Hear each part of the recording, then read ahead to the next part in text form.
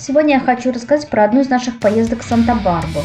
Дело в том, что сейчас в Санта-Барбаре учится наш сын Алексей в Калифорнийском университете Санта-Барбары, и мы его периодически навещаем. Рядышком с университетом находится пляж Галета Парк-Бич.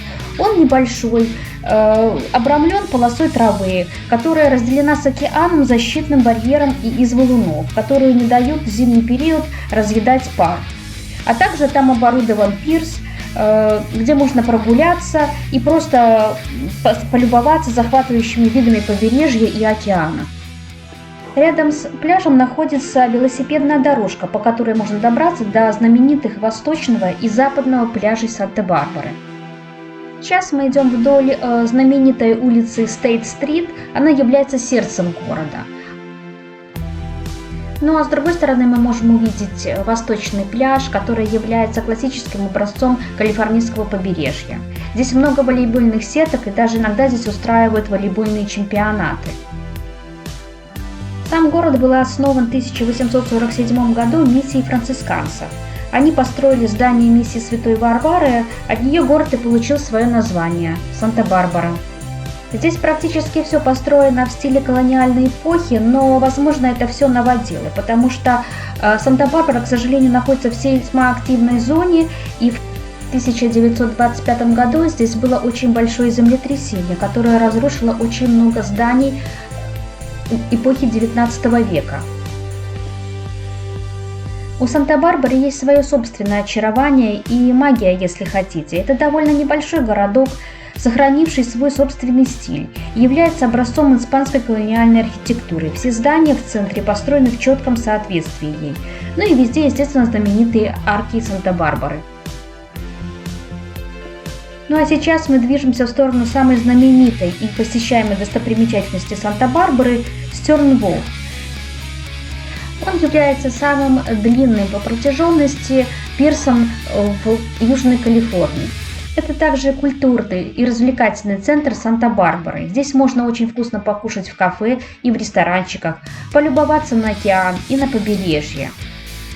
Вот так, на самой старейшей действующей пристани Калифорнии можно попробовать все, от фастфуда до изысканных блюд. Средиземноморский климат и географическое положение сделали это место идеальным местом для проживания многих знаменитостей и богачей.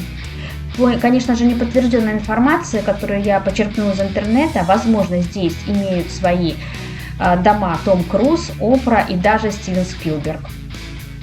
И все это потому, что главной достопримечательностью Санта-Барбары являются ее белоснежные пляжи и теплые воды Тихого океана.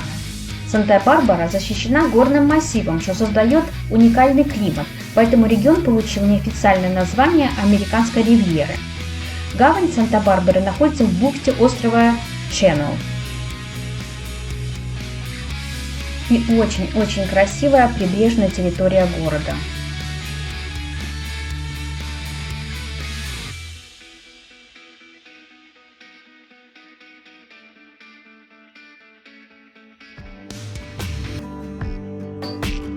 А вот еще один милый небольшой городок, который располагается к северу от Санта-Барбары, его название Вентура.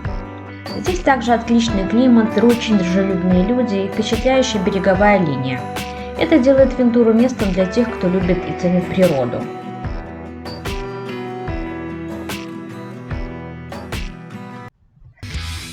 В 1782 году на побережье Тихого океана, вот именно в это место, прибыл некий францисканец Джунипера Серра и основал здесь миссию Сан-Буэнавентура.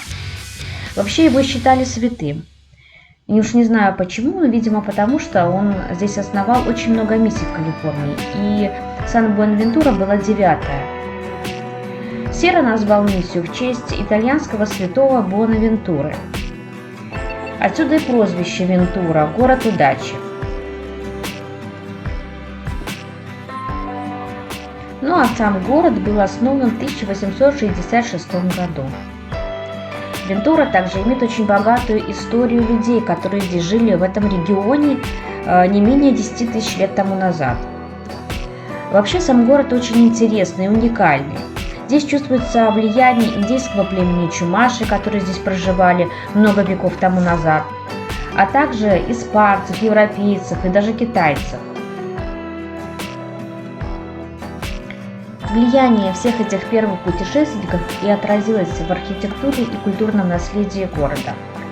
Здесь есть дома в викторианском стиле и в стиле испанского возрождения. Но основные места – Сёрс-Пойнт, гавань Вентура и исторический центр города. Но это всего лишь некоторые жемчужины Вентуры. Кроме всего прочего, в городе развита парковая система, которая включает в себя 32 парка.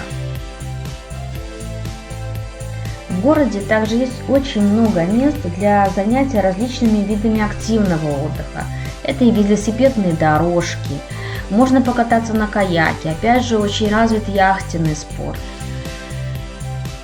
Это маленький уютный городок, но в нем есть свое очарование.